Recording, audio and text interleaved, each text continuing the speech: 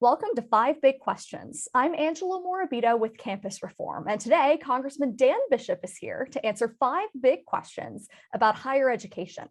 Congressman Bishop has recently introduced the STOP CRT Act, which would block federal funding from going to any entity that teaches critical race theory. Congressman, thank you for being here.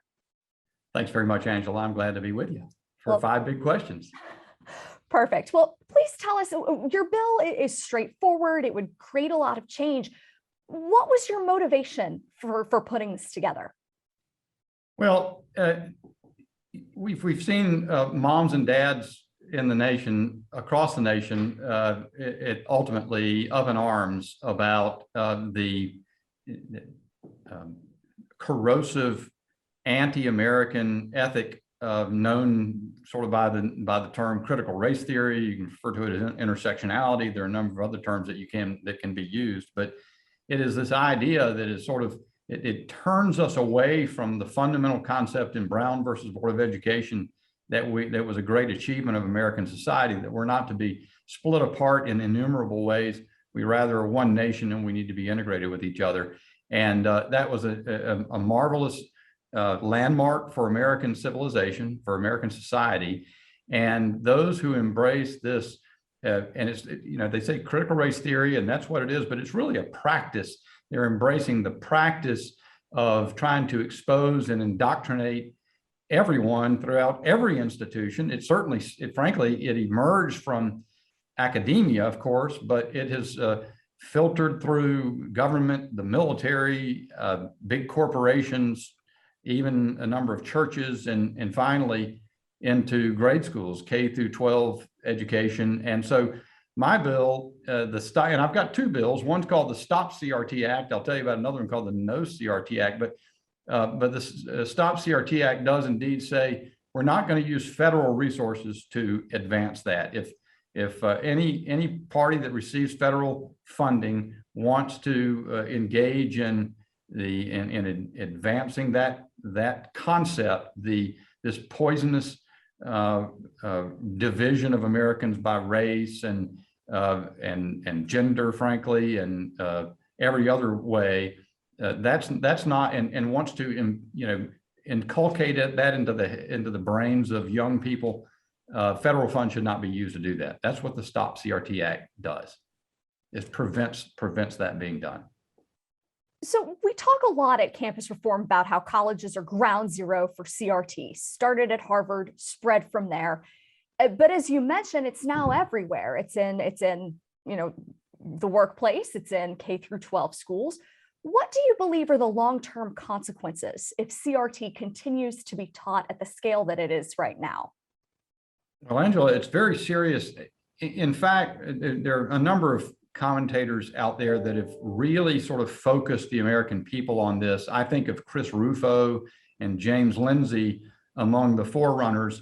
And the point that they make is that this is really cultural Marxism. It is the very same sort of idea of Hegelian dialectics, the notion of creating so much dissatisfaction among people that you generate some overthrow or some fundamental change of system that's supposed to then reveal, some utopian type situation or society to follow.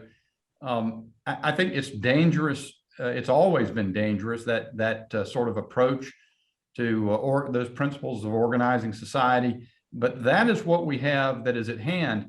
And in a way, and I mean this in the positive sense of the word, our liberal concepts of government, our tolerance for ideas, openness to new ideas, embrace of concepts of fundamental freedoms like freedom of speech and academic freedom, have left us in a position where we've been unable to defend against this as it has inculcated itself. This is what Antonio Gramsci, rotting away in an Italian prison, a Marxist, what he envisioned as the way for Marxism actually to succeed on a longer term basis in a country like America, take over and through the long march through the institutions. And we've waited until the 11th hour to respond. But what we have, what I think with the help of those who've served as the vanguard of focusing this argument, We now have seen an enormous reaction across the country, and I'm heartened that we are. I think it's late in the day for us to respond, but the answer, the shorter answer to what I've just said to your question about what happens if we don't respond, we're looking at something that's every bit as dangerous as communism in the 1930s, 40s, when they infiltrated various aspects of government and federal government, the Alger Hiss case and the like, except I think it's worse. And we're going to see, and what you see is you get to this point, it's a fundamentally authoritarian, anti-liberal mindset, and they want power. And that is, and we're in danger of seeing everything we know about the fundamental freedoms in America and the success of this society is represented being subverted by that. When you talk about fundamental American freedoms, among those are freedom of speech, and academic freedom is a close corollary of that. I would call it like a sibling or a cousin almost. Absolutely. And how does this bill protect academic freedom while standing up against CRT? Well, something important to understand, the concept of academic freedom, the notion that people in an academic setting can explore differing ideas. The problem is that when resources of government, in the case of government-funded schools, begin to be used to impose a set of ideas, and then people will talk about it as if it's academic freedom, but it really is an authoritarian opposite of academic freedom. You know, when I went to undergraduate and law school at the University of North Carolina, professors were way left, and some were coercive about it, not very many. I think currently, I think the bravest people in the world are folks who have the nerve to step forward on campus and be a conservative, or to be anybody who doesn't knuckle under to the new regime, where you really, and much of the details surrounding critical theory is very much targets anybody who's a dissenter. It forces that, it prevents that. And more, if you shift from the higher education environment and you consider K through 12 education, that is where people are ultimately completely vulnerable. The children are vulnerable to being indoctrinated, and that is, and we can't allow that. It's not a matter of freedom of speech. Teachers who are hired to teach in public schools, in the grade schools, they are agents of the government, frankly, and they are, and their obligation is to teach a curriculum that is approved by government in public schools. And now, I believe the way that problem gets resolved, so you're not only dependent on a government message, is parents ought to have complete choice over where their children go to school. So if I can throw in real quickly, you asked me about the STOP CRT Act. I've got another bill that I introduced called the NO CRT Act. And what it does, following along the lines of another bill that I introduced earlier and slightly different, is it says for all this money we're spending on COVID, the COVID pandemic, it would set aside 10% and make that available to parents who are in schools who are advancing these ideas, critical race theory, this monolithic ideological indoctrination, and allow parents to use that money to go elsewhere. As I say, it's one of several bills I've introduced on the subject of school choice. They all are quite thematically similar. The main purpose of them is to advance in every way possible the concept that money, public money in education, should follow the child, and the primary decider for a grade school child should be the parent of that grade school child. It's that freedom of choice. I worked in the Trump administration in the Department of Education, so all of those concepts sound so familiar to me, and they're becoming more familiar to parents across the country. So it's an exciting time. I do want to ask you about your alma mater, UNC. A federal court recently decided that UNC is allowed to continue using race as a factor in admissions. Now, this runs up pretty closely to critical race theory, where you've got Ibram X. Kendi saying the remedy for past discrimination is present day discrimination. Do you see a connection there? What do you make of that court's decision? Yeah, I think that's right, Angela. I think it's a shame. I think that was not totally unexpected given the federal district judge who was sitting on that case.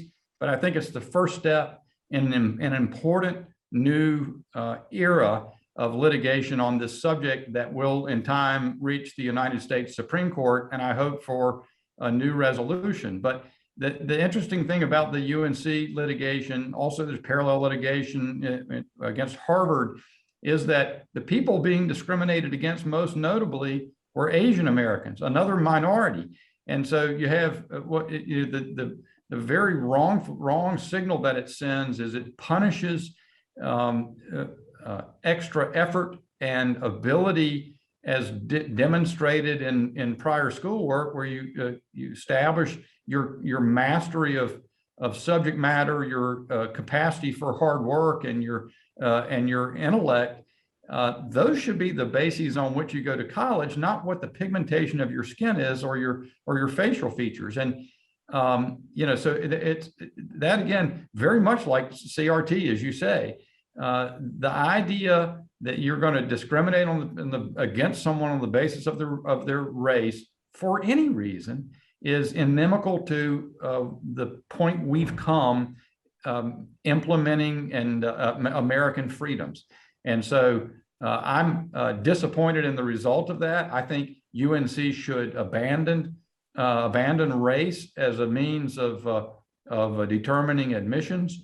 And I think in due course, it's been something that the United States Supreme Court before in Bakke and so forth has recognized as the idea of preferences based on race as being a time-limited thing. I think the time has come, and certainly I don't think it was ever intended or appropriate that racial preferences end up damaging other minorities, and it's just, those are just unfortunate, and I think they'll be straightened out in due course. I'm hopeful of that. So you've got the admissions process to get people into college, and then after college, you've got people trying to pay off their student loans. And as you're well aware, your Democratic colleagues in Congress are trying to nationalize some amount of student debt. What's your take on those proposals? It seems to me pure pandering and something that is directly contrary to the interest of Americans generally stated, and something that is also a sop to those self-same higher education institutions in the country that have done so much. They're important advances, they do important work, but they've also embraced these radical ideas that are anti-American in the way that I've described. You've got a couple things to think about when you talk about the trillions of a federally held student debt. You've got all the people who've emerged from their programs having paid for their education. They've paid back their debt. How is that equitable to them? But I think even more than that, we're talking about higher education. People have gone on to, and if people have managed their higher education well, they've gone on to obtain degrees that have advanced their prospects for material success in life, either because they've been trained well for higher order jobs and professions, or because they've been taught to think at a high level that should allow them to shape their own career. And the people who pay for that, if all those people are suddenly freed of the obligation of their debts, is everybody else. Those people who didn't have the privilege, who maybe went to work directly after high school, might have enlisted in our armed services, might have started driving a truck or cleaning houses or doing whatever people do in order to earn their living and pay taxes to the United States government. The notion that they should be subsidizing somebody who has had the privilege of going on to higher education, frankly, much less somebody who's done that and then blown their opportunity by spending their time on gender studies or queer studies or the like. That's just wrong. It should offend every American's sense of justice. And finally, I will say this: nothing in the world that is made free is worth anything. Higher education is not free. It should not be made free. In North Carolina, we've always been at the forefront in terms of punching above our weight in terms to fund a public education, a public higher education system. I'm proud of the University of North Carolina system, but I think at all points in time, it serves us to remember that the people who bear the cost of that are people of ordinary means throughout our society who've conferred a privilege on others. And to say that those people, the people on whom the privilege and the opportunity has been conferred, should be freed of any responsibility of their own, should be cut loose of their debts, particularly when they've run up tens, hundreds of thousands of dollars in debt, and that should just be eaten by the, it's like if they think it's wiped out and doesn't exist any longer, they need an economics lesson. So maybe we should start there. That's a very good point. Well, there you have it. Congressman Dan Bishop from North Carolina's 9th District. Thank you for answering 5 big questions. Thanks, Angela. I'm glad to be with you.